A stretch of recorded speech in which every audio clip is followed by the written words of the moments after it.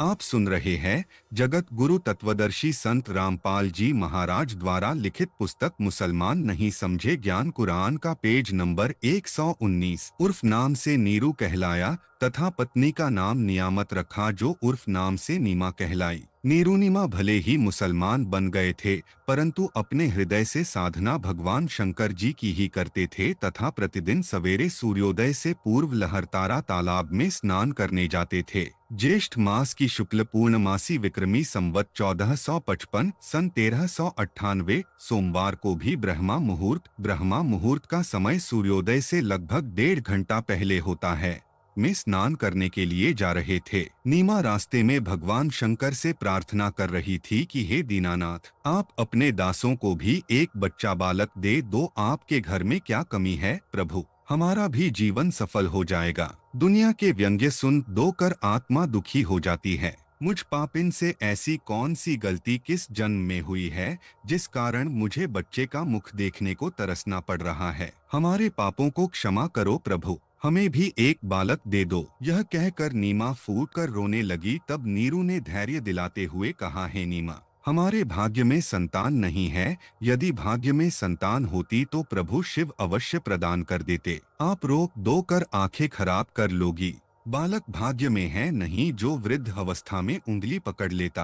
आप मत रो, आपका बार दो रोना मेरे से देखा नहीं जाता। यह कहकर नीरू की आंखें भी भर आई। इसी तरह प्रभु की चर्चा व बालक प्राप्ति की याचना करते हुए उसी लहरतारा तालाब पर पहुंच गए। प्रथम नीमा ने प्रवेश किया, पश्चात नीरू ने स्नान करने को तालाब में प्रवेश किया। सुबह का अंधेरा शीघ्र ही उजाले में बदल जाता है। जिस समय नीमा ने स्नान किया था उस समय तक तो अंधेरा था। जब कपड़े बदलकर पुनः तालाब पर उस कपड़े को धोने के लिए गई जिसे पहनकर स्नान किया था, उस समय नीरू तालाब में प्रवेश करके गोते लगा दो कर मल मल कर स्नान कर रहा था। नीमा की दृष्टि एक कमल के फूल पर पड़ी जिस पर कोई वस्तु हिल रही थी। प्रथम नीमा ने जाना कोई सर्प है जो कमल के फूल पर बैठा अपने फन को उठाकर हिला रहा है। उसने सोचा कहीं यह सर्प मेरे पति को न डस ले। नीमा ने उसको ध्यानपूर्वक देखा, वह सर्प नहीं है, कोई बालक है जिसने एक पैर अपने मुख में ले रखा है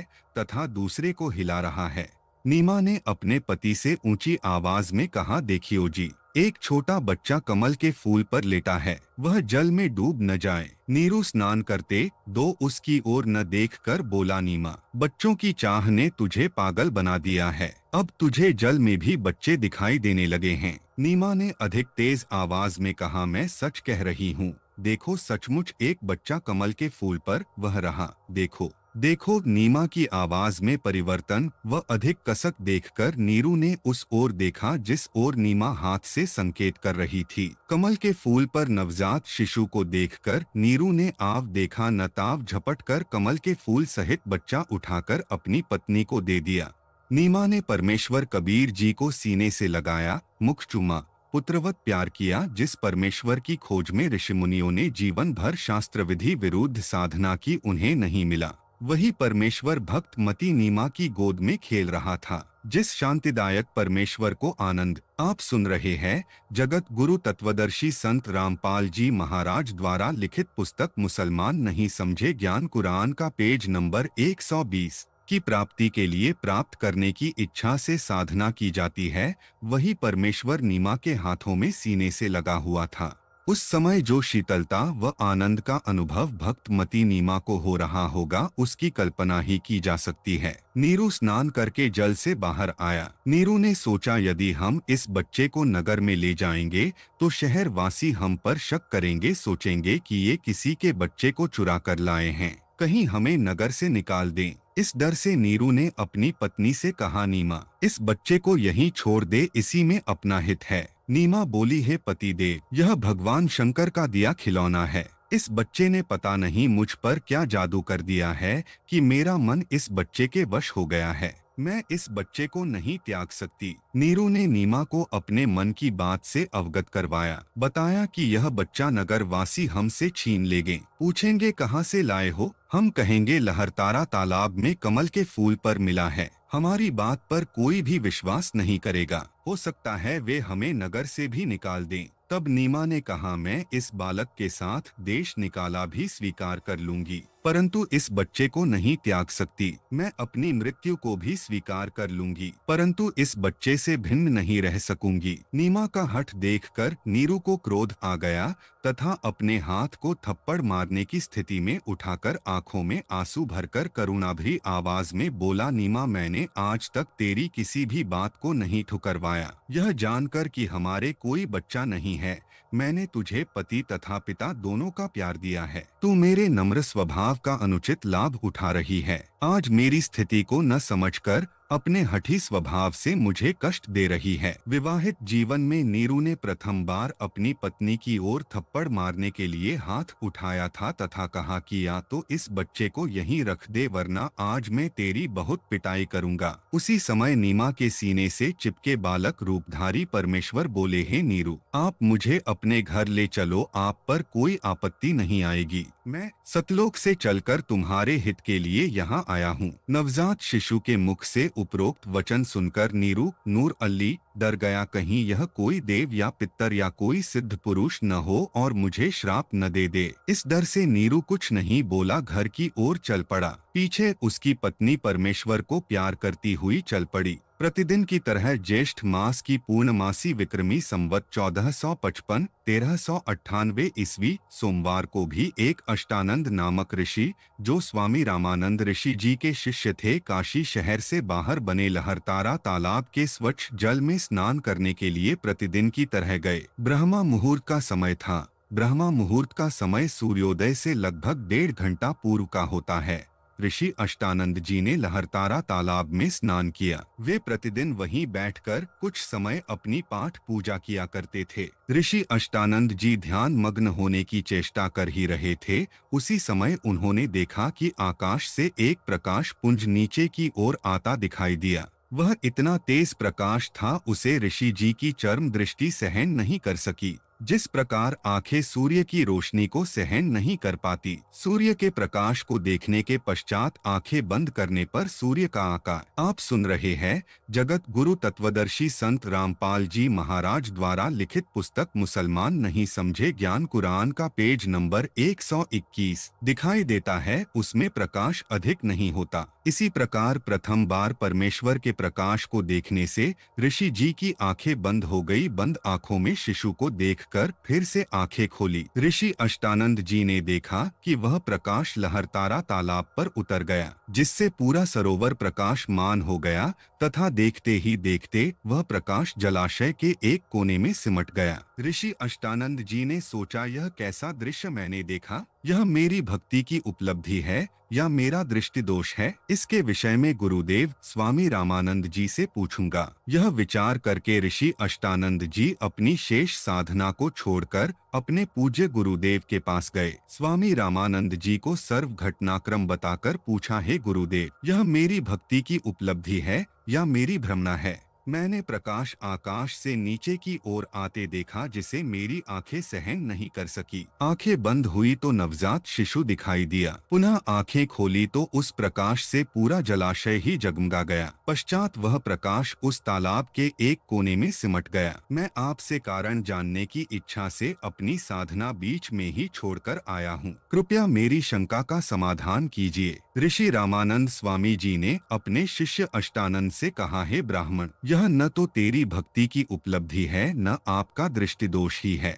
इस प्रकार की घटनाएं उस समय होती हैं जिस समय ऊपर के लोकों से कोई देव पृथ्वी पर अवतार धारण करने के लिए आते हैं। वह किसी स्त्री के गर्भ में निवास करता है, फिर बालक रूप धारण करके नर लीला करके अपना अपेक्षित कार्य पूर्ण करता है। कोई देव ऊपर के लोकों से आया है, वह काशी नगर में किसी के घर जन्म लेकर अपना प्रारब्ध पूरा करेगा। उपरोक्त वचनों द्वारा ऋषि रामानंद स्वामी जी ने अपने शिष्य अष्टानंद की शंका का समाधान किया। उन ऋषियों की यही धारणा थी कि सर्व अवतार गण माता के गर्भ से ही जन्म लेते हैं। पारख के अंक की वाणी नंबर 385 391। गरीब कोई कहे वरुण धर्मराय है, कोई कहते ईश। 16 कला सुभान गति, कोई कहे जगदीश। 385। गरीब भक्ति मुक्ति ले उतरे, मेटन तीनूता मोमन के डेरा लिया, कहे कबीराबा। 386। गरीब दूध न पीवे न अन्न भख है, नहीं पलने झूलंत, अधर अमान ध्यान में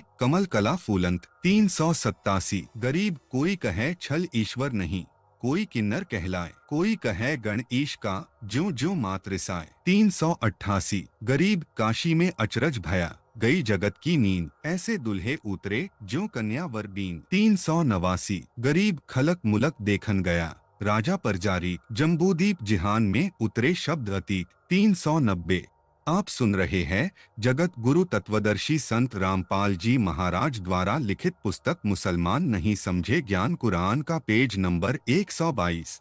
गरीब दुनी कहे योह देव है, देव कहत हैं ईश, ईश कहे परब्रह्म है, पूरन 20वें 20। 391 सरलार्थ बालक को लेकर नीरू तथा नीमा अपने घर जुलाहा मोहल्ला कॉलोनी में आए। जिस भी नर व नारी ने नवजात शिशु रूप में परमेश्वर कबीर जी को देखा वह देखता ही रह गया। परमेश्वर का शरीर अति सुंदर था, आंख जैसे कमल का फूल हो, घुंघराले बाल, लंबे हाथ, लंबी लंबी अंगुलियां, शरीर से मानो नूर झलक रहा हो। पूरी काशी नगरी में ऐसा अद्भुत बालक नहीं था। जो भी देखता वहीं अन्य को बताता कि नूर अली को एक बालक तालाब पर मिला है, आज ही उत्पन्न हुआ शिशु है।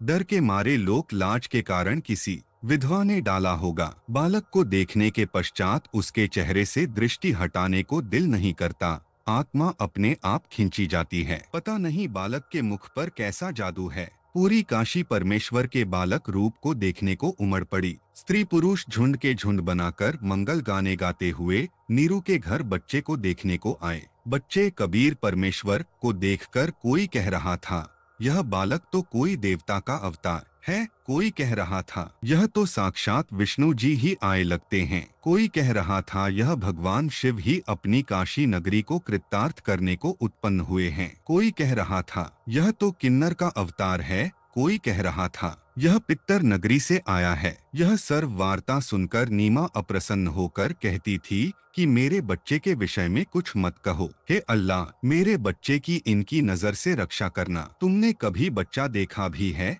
कि नहीं? ऐसे समूह के समूह मेरे बालक को देखने आ रहे हो। आने वाले स्त्री पुरुष बोले, हे नीमा हमने बालक तो बहुत देखे हैं परंतु आपके बालक जैसा नहीं देखा, इसीलिए हम इसे देखने आए हैं। ऊपर अपने दो लोकों से श्री ब्रह्मा जी, श्री विष्णु जी तथा श्री शिव जी भी झांक कर देखने लगे। काशी के वासियों के मुख से अपने में से श्री ब्रह्मा, श्री विष्णु तथा शिव में से एक यह बालक होने की बात सुनकर बोले कि यह बालक तो किसी अन्य लोक से आया है, इसके मूल स्थान से हम भी अपरिचित हैं, परंतु है बहुत शक्ति युक्त कोई सिद्ध पुरुष है। शिशु कबीर परमेश्वर का नामांकन पारख के अंकी वाणी नंबर 392 393। गरीब काजी गए कुरान ले, धरी लड़के का नाम, अक्षर अक्षर में फुरिया, धन कबीर बलीजा। 392 गरीब सकल कुरान कबीर हैं, हरफ लिखे जो लेख, काशी के काजी कहें गई दीन की टेक। 393 सरलार्थ नीरू नूर अली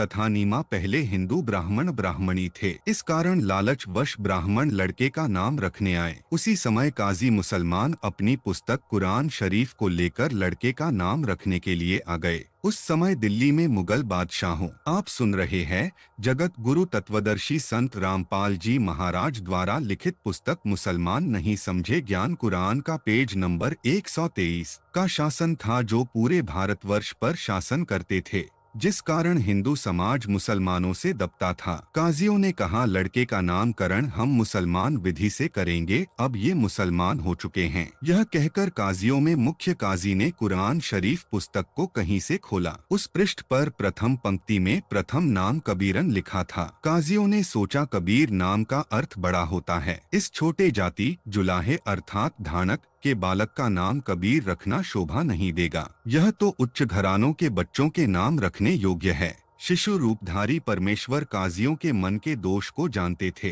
काजियों ने पुनः पवित्र कुरान शरीफ को नाम रखने के उद्देश्य से खोला। उन दोनों पृष्ठों पर कबीर कबीर अखर लिखे थे, अन्य लेख नहीं था। काजियों ने फिर कुरान शरीफ को खोला, उन पृष्ठों पर भी कबीर कबीर अक्षर ही लिखा था। काजियों ने पूरी कुरान का निरीक्षण किया तो उनके द्वारा लाई गई कुरान शरीफ में सर्व अक्षर कबीर कबीर हो गए। काजी बोले, इस बालक ने कोई जादू मंत्र करके हमारी कुरान शरीफ को ही बदल डाला। तब कबीर परमेश्वर शिशु रूप में बोले, हे काशी के काजियों, मैं कबीर अल्लाह अर्थात अल्लाहु अकबर हूँ, मेरा नाम कबीर ही रखो। काजियों ने अपने साथ लाई कुरान को वहीं पटक दिया तथा चले गए। बोले, इस बच्चे में कोई प्रेत आत्मा बोलती है। शिशु कबीर देव द्वारा कुंवारी गाय का दूध पीना पारख के अंक की वाणी नंबर 394 397। गरीब शिव उतरे शिवपुरी से, अविगत बदन विनोद, महके कमल खुशी भये, लिया ईश कून गोद। 394।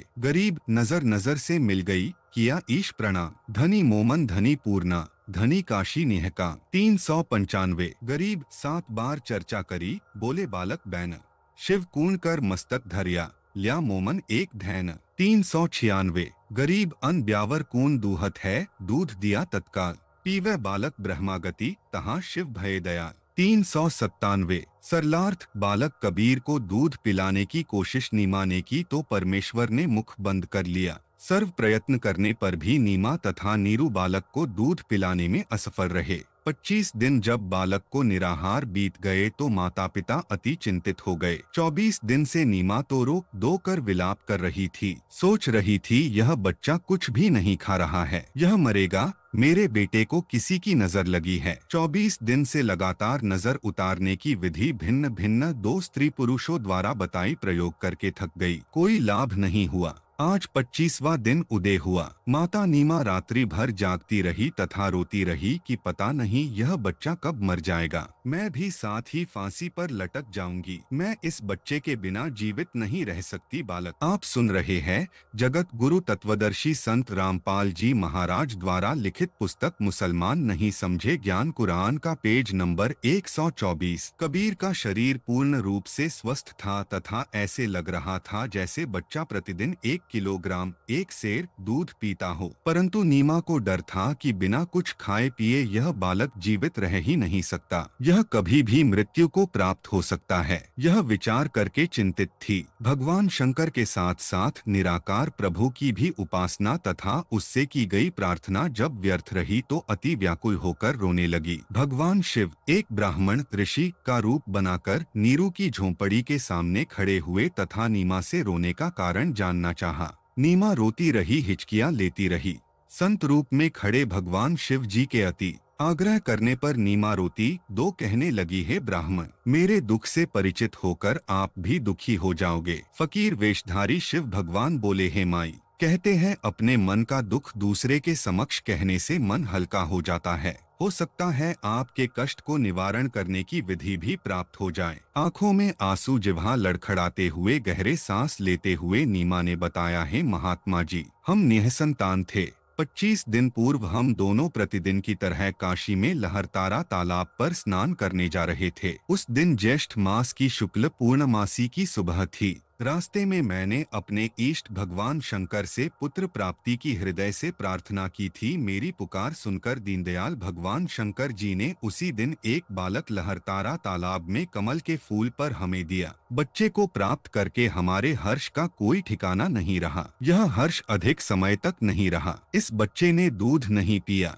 सर्व प्रयत्न करके हम थक चुके हैं। आज इस बच्चे को 25वां दिन है, कुछ भी आहार नहीं किया है। यह बालक मरेगा, इसके साथ ही मैं आत्महत्या करूंगी। मैं इसकी मृत्यु की प्रतीक्षा कर रही हूँ। सर्व रात्रि बैठकर थारोक 2 व्यतीत की है। मैं भगवान शंकर से प्रार्थना कर रही हूँ कि हे भगवान, इससे अच्छा तो यह बालक न देते। अब इस बच्चे में इतनी ममता हो गई है कि मैं इसके बिना जीवित नहीं रह सकूंगी। नीमा के मुख से सर्वथा सुनकर साधु रूपधारी भगवान शंकर ने कहा, आपका बालक मुझे दिखाइए। नीमा ने बालक को पालने से उठाकर ऋषि के समक्ष प्रस्तुत किया। नीमा ने बालक को साधु के चरणों में डालना चाहा। बालक हवा में उठा। दोनों प्रभुओं की आपस में दृष्टि मिली। भगवान शंकर जी ने शिशु कबीर जी को अपने हाथों में ग्रहण किया तथा मस्तिष्क की रेखाएं व हस्त रेखाएं देखकर बोले, नीमा, आपके बेटे की लंबी आयु है, यह मरने वाला नहीं है।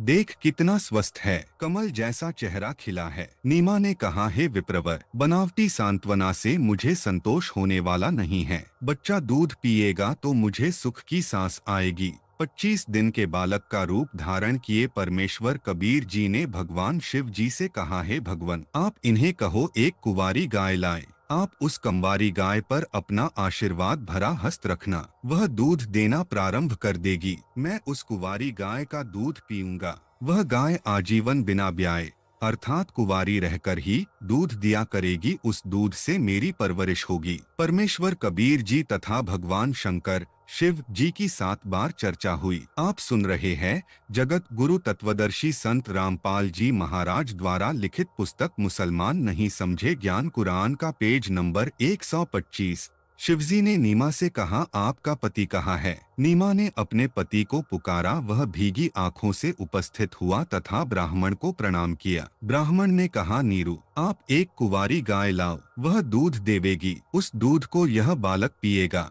नीरू कुंवारी गाय ले आया तथा साथ में कुम्हार के घर से एक ताजा छोटा घड़ा, 4 किलोग्राम क्षमता का मिट्टी का पात्र भी ले आया। परमेश्वर कबीर जी के आदेशानुसार विप्ररूपधारी शिव जी ने उस कंवारी गाय की पीठ पर हाथ मारा जैसे थपकी लगाते हैं। गौ माता के थन लंबे हो गए तथा थनों से दूध की धार बह चली। नीरू को पहले ही वह पात्र थनों के नीचे रखने का आदेश दे रखा था। दूध का पात्र भरते ही थनों से दूध निकलना बंद हो गया। वह दूध शिशु रूपधारी कबीर परमेश्वर जी ने पिया। नीरू नीमा ने ब्राह्मण रूपधारी भगवान शिव के चरण लिए तथा कहा, आप तो साक्षात भगवान शिव के रूप हो। आपको भगवान शिव ने ही हमारी पुकार सुनकर भेजा है। हम निर्धन व्यक्ति आपको क्या दक्षिणा दे सकते हैं? हे विप्र, 24 दिनों से हमने कोई कपड़ा भी नहीं बुना है। विप्र रूपधारी भगवान शंकर बोले, साधु भूखा भाव का, धन का भूखा नहीं। जो है भूखा धन का,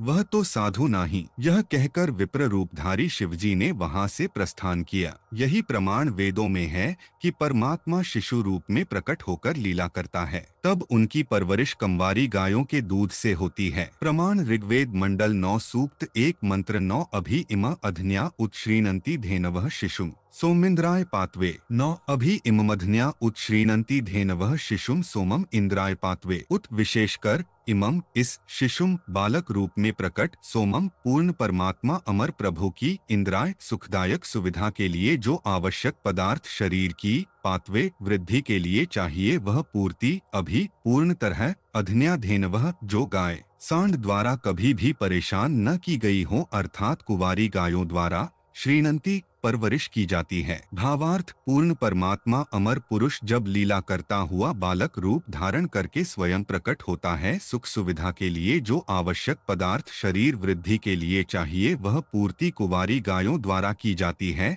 अर्थात उस समय अधनी धेनु कुंवारी गाय अपने आप दूध देती है जिससे उस पूर्ण प्रभु की परवरिश होती है। नीरू को धन की प्राप्ति बालक की प्राप्ति से पूर्व दोनों जने पति पत्नी मिलकर कपड़ा बुनते थे। 25 दिन बच्चे की चिंता में कपड़ा बुनने का कोई कार्य न कर सके, जिस कारण से कुछ कर्ज नीरू को हो गया। कर्ज मांगने वाले भी उसी 25वें दिन आ गए तथा बुरी भली कहकर चले गए। कुछ दिन तक कर्ज न चुकाने पर यातना देने की धमकी सेठ ने दे डाली। दोनों पति पत्नी अति चिंतित हो गए, अपने बुरे कर्मों को कोसने लगे। एक चिंता का समाधान होता है, दूसरी तैयार हो जाती है। माता पिता को चिंतित देख बालक बोला, है माता पिता, आप चिंता न करो। आप सुन रहे हैं जगत गुरु तत्वदर्शी संत रामपाल जी महाराज द्वारा लिखित पुस्तक मुसलमान नहीं समझे ज्ञान कुरान का पेज नंबर 126। प्रतिदिन एक सोने की मोहर 10 ग्राम स्वर्ण पालने के बिछौने के नीचे मिलेगी। आप अपना कर्ज उतार कर अपना तथा गौ का खर्च निकालकर शेष बचे धन को धर्म कर्म में लगाना। उस दिन के पश्चात 10 ग्राम स्वर्ण प्रतिदिन नीरू के घर परमेश्वर कबीर जी की कृपा से मिलने लगा। यह क्रिया 1 वर्ष तक चलती रही। परमेश्वर कबीर जी ने मुहर, सोने का सिक्का, मिलने वाली लीला को गुप्त रखने को कहा था। एक दिन नीमा की प्रिय सखी उसी समय नीरू के घर पर आई जिस समय वह कबीर जी को जगाने का प्रयत्न कर रही थी। नीमा की सखी ने वह स्वर्ण मुहर देख ली तथा बोली, इतना सोना आपके पास कैसे आया? नीमा ने अपनी प्रिय सखी से सर्वगुप्त भेद कह सुनाया कि हमें तो 1 वर्ष से यह मुहर प्रतिदिन प्राप्त हो रही है। हमारे घर पर भाग्यशाली लड़का कबीर जब से आया है, हम तो आनंद से रहते हैं। अगले दिन ही सोना मिलना बंद हो गया। नीरू तथा नीमा दोनों मिलकर कपड़ा बुनकर अपने परिवार का पालन पोषण करने लगे। बड़ा होकर बालक कबीर भी पिता के काम में हाथ बटाने लगा। थोड़े ही समय में अधिक बुनाई करने लगा। शिशु कबीर की सुन्नत करने का असफल प्रयत्न। शिशु रूपधारी कबीर देव की सुन्नत करने का समय आया तो पूरा जन समूह संबंधियों का इकट्ठा हो गया। नाई जब शिशु कबीर जी के लिंग को सुन्नत करने के लिए कैंची लेकर गया तो परमेश्वर ने अपने लिंग के साथ एक लिंग और बना लिया। फिर उस सुन्नत करने को तैयार व्यक्ति की आंखों के सामने 3 लिंग और बढ़ते दिखाए कुल 5 लिंग एक बालक के देखकर वह सुन्नत करने वाला आश्चर्य में पड़ गया। तब कबीर जी शिशु रूप में बोले, भैया एक ही लिंग की सुन्नत करने का विधान है ना मुसलमान धर्म में? बोल, शेष 4 की सुन्नत कहाँ करानी है? जल्दी बोल। शिशु को ऐसे बोलते सुनकर तथा 5 लिंग बालक के देखकर नाई ने अन्य उपस्थित व्यक्तियों को बुलाकर वह अद्भुत दृश्य दिखाया। सर्व उपस्थित जन समूह यह देखकर अचंभित हो गया। आपस में चर्चा करने लगे, यह अल्लाह का कैसा कमाल है, एक बच्चे को 5 पुरुष लिंग। यह देखकर बिना सुन्नत किए ही चला गया। बच्चे के 5 लिंग होने की बात जब नीरू व नीमा को पता चला तो कहने लगे, आप क्या कह रहे हो, यह नहीं हो सकता। दोनों बालक के पास गए तो शिशु को केवल एक ही पुरुष लिंग था, 5 नहीं थे। तब उन दोनों ने उन उपस्थित व्यक्तियों से कहा, आप क्या कह रहे थे, देखो कहाँ है, बच्चे के 5 लिंग केवल एक ही है। उपस्थित सर्व व्यक्तियों ने पहले आंखों देखे थे 5 पुरुष लिंग तथा उस समय केवल एक ही लिंग पेशाब इंद्री को देखकर आश्चर्यचकित हो गए। तब शिशु रूपधारी परमेश्वर बोले, है भोले लोगों, आप लड़के का लिंग किस लिए काटते हो? क्या लड़के को बनाने में अल्लाह परमेश्वर से चूक रह गई जिसे आप ठीक करते हो? क्या आप परमेश्वर से भी बढ़कर हो? यदि आप लड़के के लिंग की चमड़ी आगे से काटकर सुन्नत करके उसे मुसलमान बनाते हो तो लड़की को मुसलमान कैसे बनाओगे? यदि मुसलमान धर्म आप सुन रहे हैं, जगत गुरु तत्वदर्शी संत रामपाल जी महाराज द्वारा लिखित पुस्तक मुसलमान नहीं समझे ज्ञान कुरान का पेज नंबर 127 के व्यक्ति अन्य धर्मों के व्यक्तियों से भिन्न होते तो परमात्मा ही सुन्नत करके लड़के को जन्म देता। हे भोले इंसानों, परमेश्वर के सर्व प्राणी हैं। कोई वर्तमान में मुसलमान समुदाय में जन्मा है तो वह मृत्यु उपरांत हिंदू या ईसाई धर्म में भी जन्म ले सकता है। इसी प्रकार अन्य धर्मों में जन्मे व्यक्ति भी मुसलमान धर्म व अन्य धर्म में जन्म लेते हैं। ये धर्म की दीवारें खड़ी करके आपसी भाईचारा नष्ट मत करो, यह सर्वकाल ब्रह्मा की चाल है। कलयुग से पहले अन्य धर्म नहीं थे, केवल एक मानव धर्म मानवता धर्म ही था। अब कलयुग में काल ब्रह्मा ने भिन्न 2 धर्मों में बांटकर मानव की शांति समाप्त कर दी है। सुन्नत के समय उपस्थित व्यक्ति बालक मुख से सदुपदेश सुनकर सर्वदंग रह गए। माता नीमा ने बालक के मुख पर कपड़ा ढक दिया तथा बोली, घना मत बोल, काजी सुन लेंगे तो तुझे मार डालेंगे, वो बेरहम है बेटा। परमेश्वर कबीर जी माता के हृदय के कष्ट से परिचित होकर सोने का बहाना बनाकर खराटे भरने लगे। तब नीमा ने सुख की सांस ली तथा अपने सर्व संबंधियों से प्रार्थना की, आप किसी को मत बताना कि कबीर ने कुछ बोला है, कहीं मुझे बेटे से हाथ धोने पड़े। ऋषि रामानंद सेऊ सम्मन तथा नेकी व कमाली के पूर्व जन्मों का ज्ञान। ऋषि रामानंद जी का जीव सत्ययुग में विद्याधर ब्राह्मण था जिसे परमेश्वर सत सुकृत नाम से मिले थे। त्रेतायुग में वह वेदविज्ञ नामक ऋषि था जिसको परमेश्वर मुनिंद्र नाम से शिशु रूप में प्राप्त हुए थे तथा कमाली वाली आत्मा सत्य युग में विद्याधर की पत्नी दीपिका थी। त्रेता युग में सूर्या नाम की वेदविज्ञ ऋषि की पत्नी थी। उस समय इन्होंने परमेश्वर को पुत्रवत पाला तथा प्यार किया था। उसी पुण्य के कारण ये आत्माएं परमात्मा को चाहने वाली थी। कलयुग में भी इनका परमेश्वर के प्रति अटूट विश्वास था। ऋषि रामानंद व कमाली वाली आत्माएं ही सत्ययुग में ब्राह्मण विद्याधर तथा ब्राह्मणी दीपिका वाली आत्माएं थी जिन्हें ससुराल से आते समय कबीर परमेश्वर एक तालाब में कमल के फूल पर शिशु रूप में मिले थे।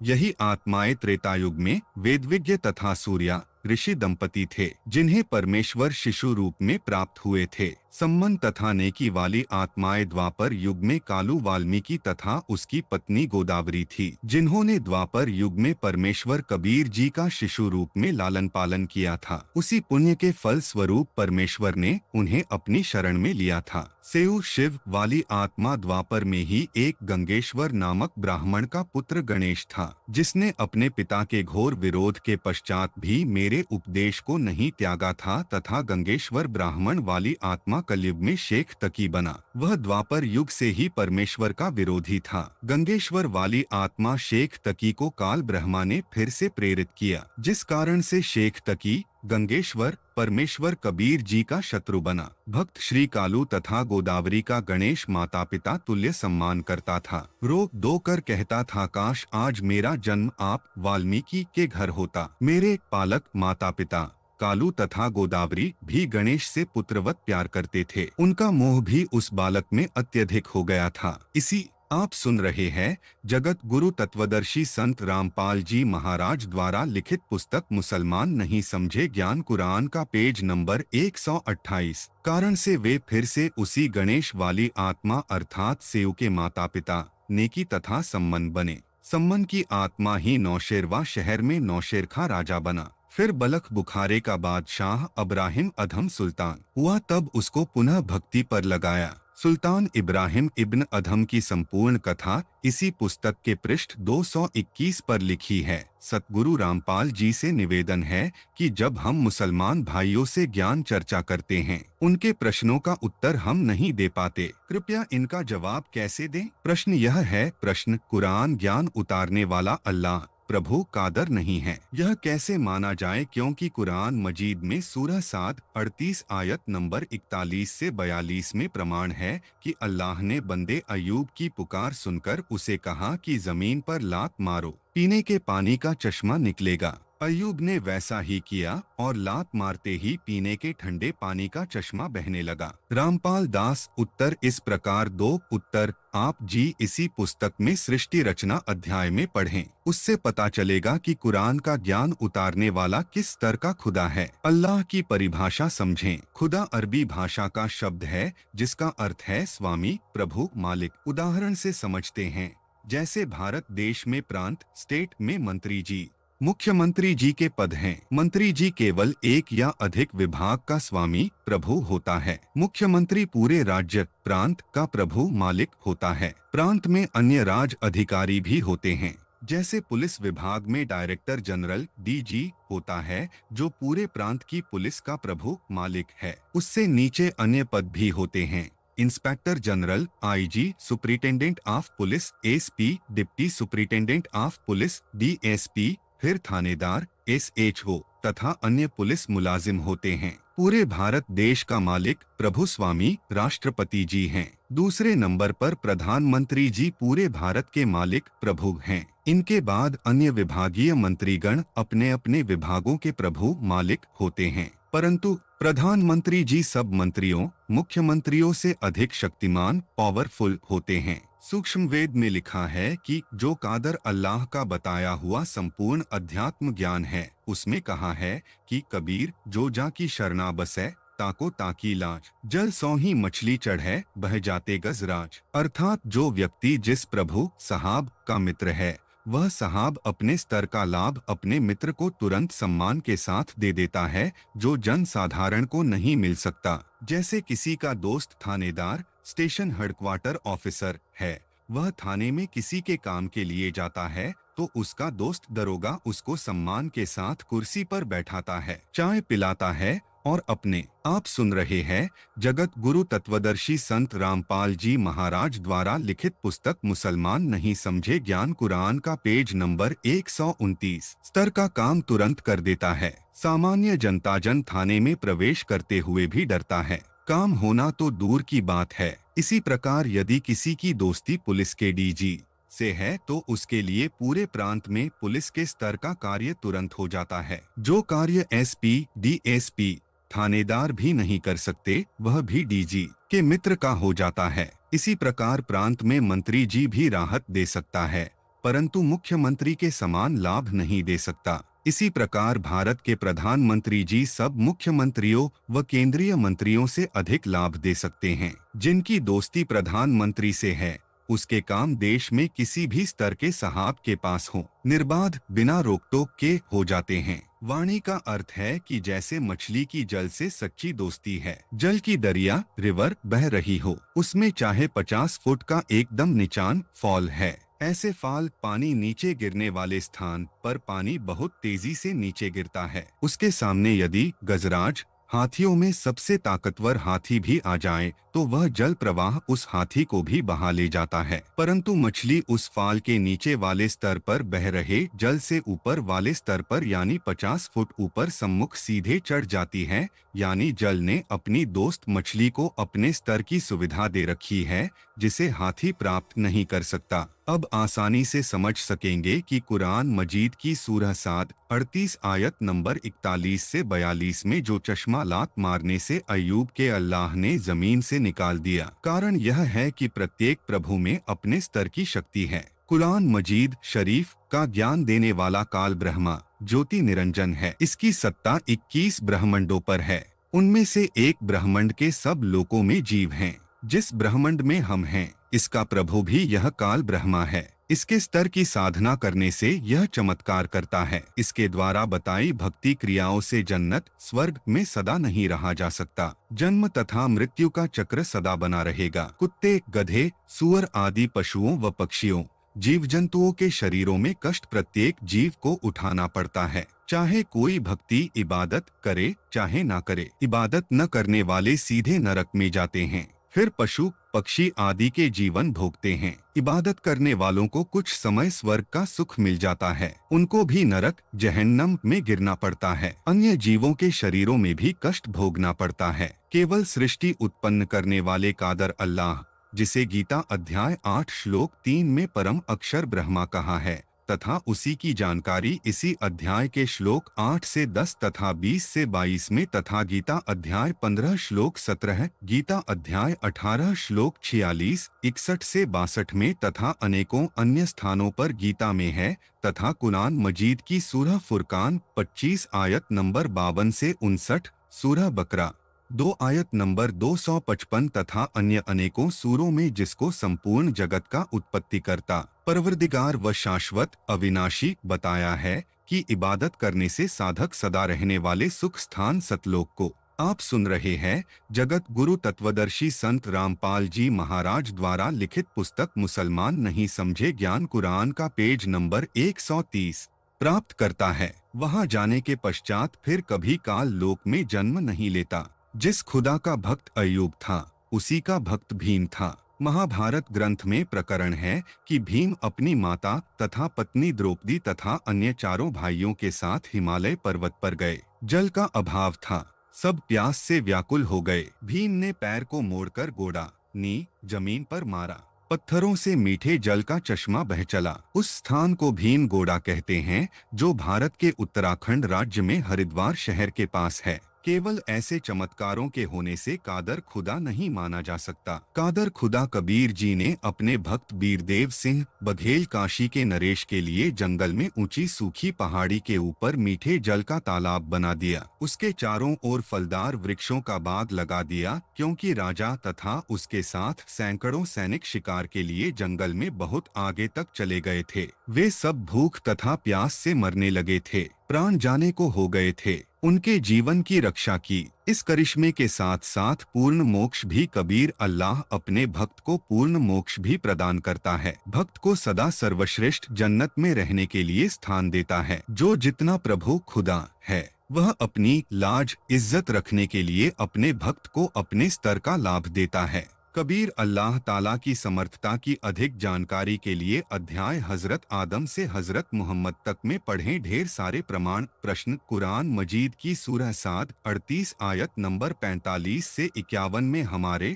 मुसलमानों के अल्लाह ने बताया है कि जो हमारे बंदों इब्राहीम और इसहाक और याकूब इस्माइल और अल-यसर तथा जुल्किफ्ल जैसे नेक व परहेजगार होंगे। उनके लिए जन्नत के दरवाजे खुले होंगे। वे वहां पर तकिए लगाकर बैठेंगे। उनके खाने के लिए बहुत सारे मेवे व फल होंगे तथा पीने के लिए शराब होगी तथा उनके पास नीची निगाह रखने वाली शर्मीली कम उम्र बीबियां पत्नियां होंगी। क्या इस जन्नत में भक्त सदा सुख से नहीं रहेंगे? रामपाल दास उत्तर इस प्रकार बताओ। उत्तर, जहाँ पर शराब पीने को मिलती हो तो वहाँ कोई कैसे सुखी रह सकता है तथा कैसे सदा रह सकता है? आप जी इसी पुस्तक मुसलमान नहीं समझे ज्ञान कुरान में पृष्ठ 68 पर पढ़ें। सर्वनाश के लिए शराब पीना पर्याप्त है।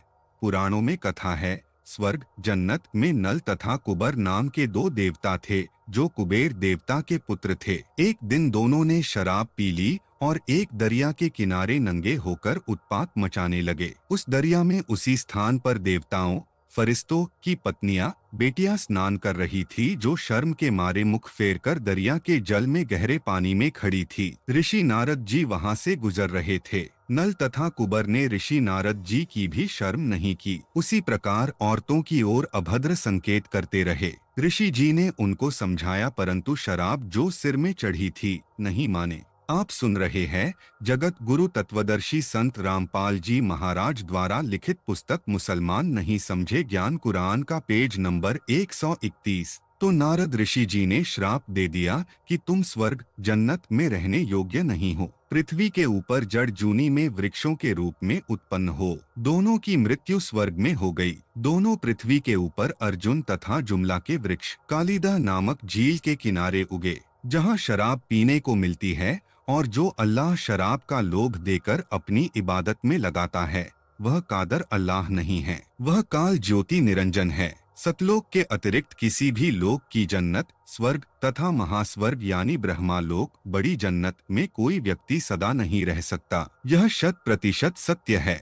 विशेष कुरान मजीद की उपरोक्त सूरह साद 38 की आयत नंबर 45 से 51 में यह भी लिखा है कि जन्नत बहिसत में जाने वालों को कम उम्र अपनी आयु के समान आयु वाली बीवियां पत्नियां मिलेंगी जो नीची निगाहों वाली यानी बड़ी शर्मीली होंगी। इस काल ज्योति निरंजन अल्लाह कुरान का ज्ञान देने वाले अल्लाह ने कहा कि जैसा मुसलमान भाई बताते हैं कि सब मानव कयामत तक मरते रहेंगे, उनको कब्रों में जमीन में दफनाते दबाते रहेंगे। जब कयामत प्रलय आएगी सब जिलाए जाएंगे यानी जीवित किए जाएंगे। जो मुसलमान आज्ञाकारी अल्लाह के आदेशानुसार चलने वाले हैं उनको जन्नत में तथा काफिर अवज्ञाकारी बदी करने वाले हैं उनको जहन्नम नरक में रखा जाएगा। विचार करो, कोई तो 2 वर्ष का मर जाता है, कोई 10 वर्ष का, कोई जवान, कोई वृद्ध 80-85 वर्ष का मरता है। उनकी कम उम्र बीवियां भी उसी आयु की मिलेंगी। 60 वर्ष के पुरुष की 60 वर्ष की बीवी होगी, 70 वर्ष के पुरुष की 70 वर्ष की बीवी होगी। ऐसे ही अन्य आयु वालों की दशा होगी। वे चाहे नीची निगाह वाली हों चाहे ऊंची निगाह वाली हो, उनको जन्नत में खाक सुख मिलेगा। यह काल ज्योति निरंजन का जाल है। इसके द्वारा भ्रमित ज्ञान दिया जाता है ताकि सब मानव पाप करके यहीं जन्मते मरते रहें, नरक स्वर्ग व अन्य पशु पक्षियों के शरीरों में भटकते रहें। प्रश्न, यह कैसे माना जाए कि कुरान मजीद का ज्ञान देने वाला काल ज्योति निरंजन है? रामपाल दास उत्तर, प्रमाण पवित्र पुस्तक कुरान मजीद में ही पर्याप्त हैं। आप जी को यह तो ज्ञान है कि हजरत आदम से लेकर हजरत मोहम्मद तक का खुदा एक ही है। हजरत मूसा जी को भी पवित्र पुस्तक तौरेत उसी ने प्रदान नाजिल की थी। कुरान मजीद सूरह अल कसस 28 आयत नंबर 29 से 32 में तथा सूरह ताहा 20 आयत नंबर 9 से 23 में लिखा है कि हजरत मूसा ने तुर कातुर पर्वत के ऊपर आग जलती ज्योति देखी। उसने अपने परिवार के लोगों से कहा, तुम सब यहीं ठहरो, मैं उस आग से तुम्हारे लिए अंगार ले आता हूँ। जब मूसा उस आग के निकट पहुँचा तो देखा कि वह लकड़ी से जलने वाली आग नहीं है, वह तो अलौकिक प्रकाश है। उस रोशनी से आवाज आई कि हे मूसा, मैं तेरा रब हूँ, तू जूती उतारकर नंगे पैरों से इस पर्वत पर चढ़। जब मूसा कुछ दूरी पर रह गया तो उस ज्योति में से आवाज फिर आई कि मूसा, तू अपनी लाठी मेरी ओर फेंक दो। मूसा ने लाठी फेंक दी जो एक सांप बनकर चलने लगी।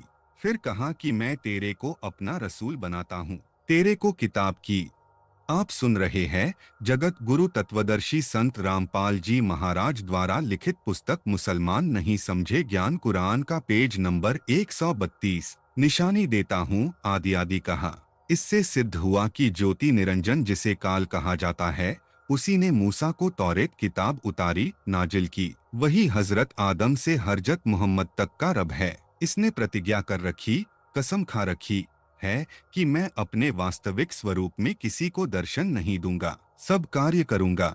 कसम किस लिए खा रखी है यह आप इसी पुस्तक के पृष्ठ 263 से 321 तक अध्याय सृष्टि रचना में पढ़ें। श्रीमद् भगवत गीता का ज्ञान भी इसी ज्योति निरंजन यानी काल ब्रह्मा ने श्री कृष्ण जी में प्रवेश करके अर्जुन को बताया था। गीता अध्याय 7 श्लोक 24 से 25 में काल ब्रह्मा ने कहा है कि श्लोक 24 बुद्धिहीन व्यक्ति मेरे अनुत्तम घटिया अव्ययम अटल नियम को नहीं जानते, इसलिए मुझे श्री कृष्ण व्यक्ति रूप में आया कृष्ण मानते हैं। श्लोक 25 मैं अपनी योग माया से शक्ति से छिपा रहता हूँ, किसी के प्रत्यक्ष नहीं होता। यह अज्ञानी जन समुदाय कभी मनुष्य की तरह जन्म न लेने वाले को नहीं जानता। अर्थात ज्योति निरंजन काल ने स्पष्ट कर दिया कि मेरा अटल नियम है कि मैं छिपा रहता हूँ, सबके सामने कभी भी प्रत्यक्ष नहीं होता, सब कार्य छुपकर करता रहता हूँ। गीता अध्याय 11 श्लोक 32 में स्पष्ट किया है कि मैं काल हूँ, सबका नाश करने के लिए अब श्री कृष्ण में आया हूँ यानी कृष्ण के शरीर में प्रवेश हुआ हूँ। श्री कृष्ण जी के शरीर में प्रवेश करके श्रीमद् भगवत गीता का ज्ञान बोला था। ऐसे ही चारों किताबों जबूर, तौरेत, इंजिल तथा कुरान का ज्ञान गुप्त रहकर बताया है। यह कादर सृष्टि की उत्पत्ति करने वाला अल्लाह नहीं है। कबीर खुदा ने इसको काल कराल शैतान कहा है। अन्य प्रमाण कुरान मजीद की सूरह अल बकरा 2 आयत नंबर 35 से 38 तक कुरान का ज्ञान देने वाला अल्लाह कह रहा है कि आयत नंबर 35 फिर हमने आदम से कहा तुम और तुम्हारी पत्नी दोनों जन्नत स्वर्ग में रहो और यहाँ जी भरकर जो चाहो खाओ, किंतु इस पेड़ के निकट न जाना नहीं तो जालिमों में गिने जाओगे। आयत नंबर 36 अंततः शैतान ने उन दोनों को उस पेड़ की ओर प्रेरित करके हमारे आदेश की अवहेलना करवा दी। हमने हुक्म दिया कि अब तुम सब यहाँ से उतर जाओ, एक दूसरे के दुश्मन बन जाओ। सांप और इंसान एक दूसरे के शत्रु हो गए और तुम्हें एक समय तक धरती पर ठहरना है, वहीं गुजर बसर करना है। आयत नंबर 37 उस समय आदम ने अपने रब से कुछ शब्द सीखकर तौबा क्षमा याचना की जिसको उसके रब ने स्वीकार कर लिया क्योंकि वह बड़ा क्षमा करने वाला और दया करने वाला है। आयत नंबर 38 हमने कहा कि तुम अब यहाँ से उतर जाओ, फिर मेरी ओर से जो मार्गदर्शन तुम्हारे पास पहुँचे उस अनुसार चलना। जो मेरे मार्गदर्शन के अनुसार चलेंगे। आप सुन रहे हैं जगत गुरु तत्वदर्शी संत रामपाल जी महाराज द्वारा लिखित पुस्तक मुसलमान नहीं समझे ज्ञान कुरान का पेज नंबर 133। उनके लिए किसी भय और दुख का मौका न होगा। कुरान मजीद से लेख समाप्त। उनके लिए किसी भय और दुख का मौका न होगा। कुरान मजीद से लेख समाप्त। पवित्र बाइबल में तौरेत किताब में लिखा है कि परमेश्वर ने 6 दिन में सृष्टि की जिसमें छठे दिन मनुष्यों को अपने जैसे रूप का उत्पन्न किया। आदम तथा हव्वा आदि को उत्पन्न करके 7वें दिन आसमान में तख्त पर जा बैठा। उसके पश्चात ज्योति निरंजन काल ब्रह्मा ने बागडोर संभाल ली। अपने पुत्रों ब्रह्मा विष्णु तथा शिव के माध्यम से सब कार्य करने लगा। उपरोक्त कुरान मजीद वाला प्रकरण बाइबल ग्रंथ में विस्तार पूर्वक है जो इस प्रकार है। काल ज्योति निरंजन ने अपने 3 पुत्रों द्वारा अपनी व्यवस्था करवा रखी है। ब्रह्मा विष्णु तथा शिव ये 3 पुत्र काल के हैं। आदम जी ब्रह्मा के लोक से आई आत्मा हैं, इसलिए ब्रह्मा ने आदम को वाटिका में संभाला। प्रभु काल के पुत्र ब्रह्मा ने हजरत आदम तथा हजरत हव्वा जो श्री आदम जी की पत्नी थी को कहा कि इस वाटिका में लगे हुए पेड़ों के फलों को तुम खा सकते हो, लेकिन ये जो बीच वाले पेड़ों के फल नहीं खाना,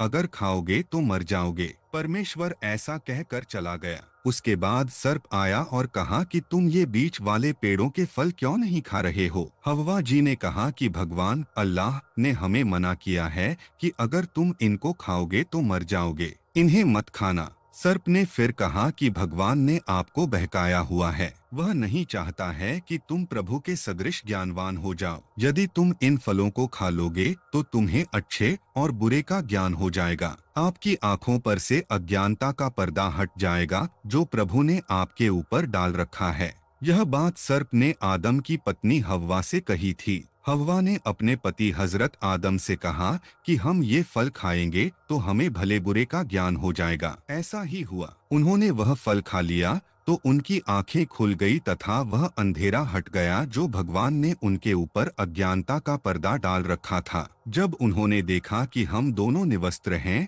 तो शर्म आई और अंजीर के पत्तों को तोड़कर लंगोट बनाकर गुप्तांगों पर बांधा। यह उपरोक्त प्रकरण पवित्र बाइबल से उत्पत्ति अध्याय से लिया है। सृष्टि रचने वाला कादर अल्लाह तो ऊपर आसमान में तख्त पर जा बैठा और जो आदम तथा हव्वा को जन्नत में रखता है उनको एक पेड़ के फल खाने से मना करता है। शैतान के बहकावे में आकर आदम जी तथा हव्वा जी उस भले बुरे का ज्ञान करवाने वाले पेड़ का फल खा लेते हैं। फिर अल्लाह आया और पता चला तो कहा कि आदम तथा हव्वा ने भले बुरे का ज्ञान करवाने वाले पेड़ का फल खा लिया है, जिस कारण से मनुष्य हम में से एक के समान हो गए हैं। इसलिए ऐसा न हो कि यह जीवन के वृक्ष का फल भी तोड़कर खा ले और सदा जीवित रहे। इसलिए जन्नत होवन से निकाल दिया। सृष्टि रचने वाला अल्लाह ताला है, वह तो ऊपर चला गया है। आदम व हव्वा के साथ अल्लाह ताला नहीं था, अन्य अल्लाह सिद्ध हुआ। वह उपरोक्त कुरान मजीद की सूरह अल आप सुन रहे हैं। जगत गुरु तत्वदर्शी संत रामपाल जी महाराज द्वारा लिखित पुस्तक मुसलमान नहीं समझे ज्ञान कुरान का पेज नंबर 134 बकरा 2 की आयत 35 से 38 में कुरान मजीद का ज्ञान देने वाला स्वीकार कर रहा है कि मैंने आदम व हव्वा को जन्नत में रखा और गलती करने पर जन्नत स्वर्ग से निकाल दिया, धरती पर छोड़ दिया। इससे सिद्ध हुआ कि कुरान मजीद का ज्ञान देने वाला यानी हजरत आदम से हजरत मोहम्मद तक का रब कादर अल्लाह सृष्टि रचने वाला नहीं है, वे एक से अधिक हैं। यह सब प्रपंच ज्योति निरंजन काल ब्रह्मा का है। यह स्वयं किसी के सामने नहीं आता, कहीं स्वयं आग रूप में प्रकट होकर मानव को भ्रमित करता है, कभी अपने तीनों पुत्रों द्वारा भ्रमित करता है, कभी अपने तीनों पुत्रों में से एक में प्रवेश करके ज्ञान बताता है, कभी सीधा मानव में प्रवेश करके बोलता है। कुछ सत्य ज्ञान कुछ असत्य तथा अधूरा ज्ञान बताकर अपने जाल में फंसा कर रखता है।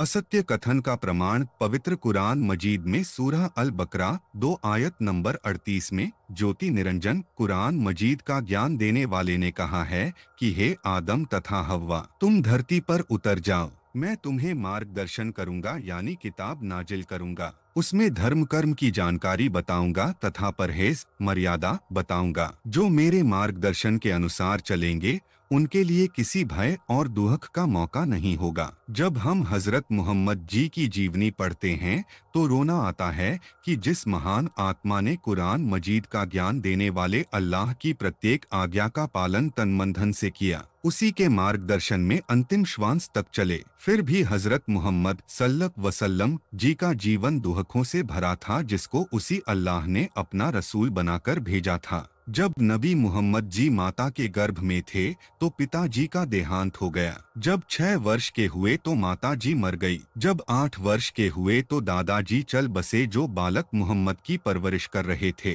फिर चाचा ने पाला, यतीमी का जीवन जिया। यदि विचार किया जाए तो पता चलता है कि जिस बच्चे के माता पिता मर जाते हैं उसकी क्या दशा होती है। कोई माता पिता जैसा प्यार नहीं देगा, कोई धमकाएगा। किसी के बच्चे अच्छे वस्त्र पहनते हैं, यतीम को फटे पुराने वस्त्र दिए जाते हैं, अधिक कार्य लिया जाता है। अपनी समस्या किसके आगे कहे। अन्य बच्चे मेले में रुपए लेकर जाते हैं, यतीम उनको देखकर किस्मत को कोसता है। त्योहार के दिन सब अच्छा भोजन खाते हैं, यतीम को लूखा सूखा बासी भोजन खाने को दिया जाता है।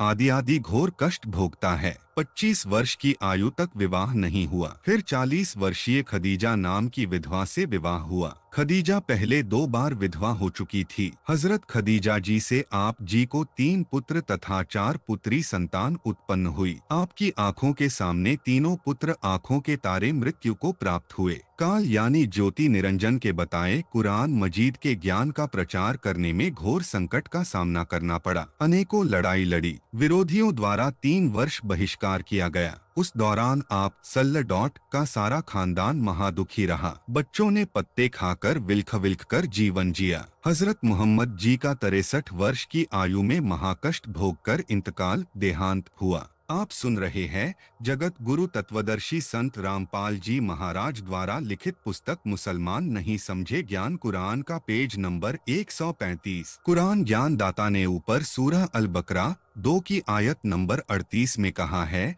कि जो मेरे बताए अनुसार कार्य करेगा उसको कोई दुख नहीं होगा। यह खरा नहीं उतरा। कादर अल्लाह कबीर है, वह अपने भक्त भक्तमती व रसूल को कोई कष्ट नहीं आने देता तथा पूर्ण मोक्ष प्रदान करता है, सीधा सतलोक ले जाता है। समर्थ परमेश्वर का डर काल ज्योति निरंजन को भी है, इसलिए काल ब्रह्मा अपना बचाव करते हुए उस कादर खुदा जो कबीर है की इबादत बिना किसी के शरीक किए करने को कहता है। फिर अपनी इबादत करने को भी अधिक जोर देता है। उसमें भी कहता है कि मेरे अतिरिक्त किसी को शरीक मेरे समान न मानकर न करके मेरी पूजा इबादत करो।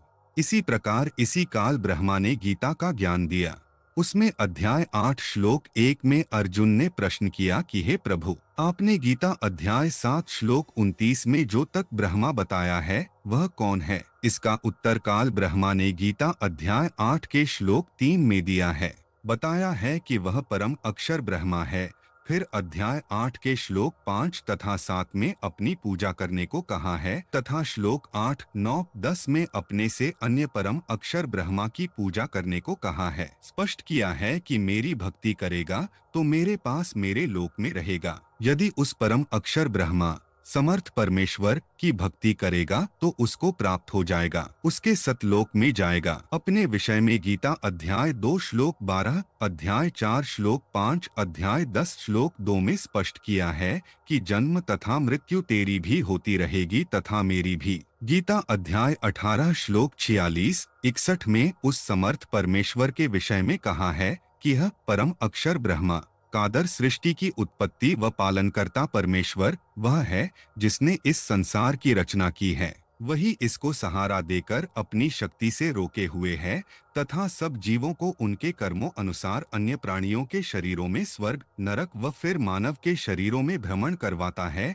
यानी समर्थ परमेश्वर ने विधान बना रखा है कि जो जैसे कर्म करेगा उसका फल अवश्य मिलेगा। गीता अध्याय 18 श्लोक 62 में कहा है कि हे अर्जुन, तू सर्वभाव से उस परमेश्वर की शरण में जा। उस परमात्मा की कृपा से ही तू परम शांति को तथा सनातन परम धाम अमर लोक को प्राप्त होगा। गीता अध्याय 15 श्लोक 4 में कहा है कि तत्वज्ञान बाखबर तत्वदर्शी संत से प्राप्त करके उसके पश्चात उस उपरोक्त परमेश्वर के उस परम पद सतलोक की खोज करनी चाहिए, जहाँ जाने के पश्चात साधक लौटकर संसार में कभी नहीं आता। उसकी पूजा करो। गीता अध्याय 15 श्लोक 16 में बताया है कि क्षर पुरुष काल ब्रह्मा तथा अक्षर पुरुष ये 2 प्रभु इस नाशवान लोक में हैं। ये दोनों तथा इनके अंतर्गत जितने प्राणी हैं सब नाशवान हैं, आत्मा सबकी अमर हैं। गीता अध्याय 15 श्लोक 17 में कहा है कि उत्तम प्रभु यानी पुरुषोत्तम तो उपरोक्त दोनों से भिन्न है।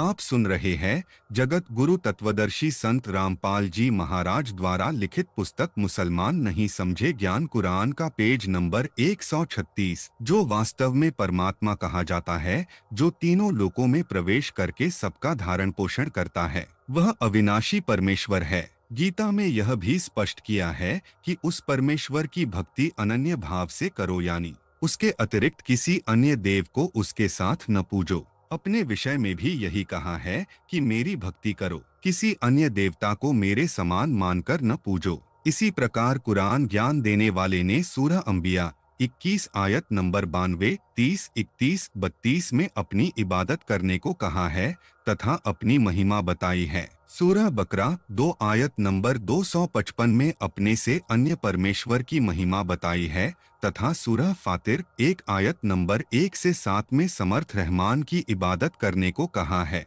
उपरोक्त प्रमाणों से सिद्ध हुआ कि कुरान मजीद शरीफ का ज्ञान देने वाला काल ब्रह्मा ज्योति निरंजन है, जो सबको धोखा देकर रखता है, अधूरा ज्ञान बताकर अपने जाल में फंसाकर रखता है, पाप कर्म करने की भी प्रेरणा करता है, युद्ध लड़ाई झगड़े करवाता रहता है ताकि सब जीव दुखी रहें, भक्ति न करें तो गलत भक्ति इबादत करें।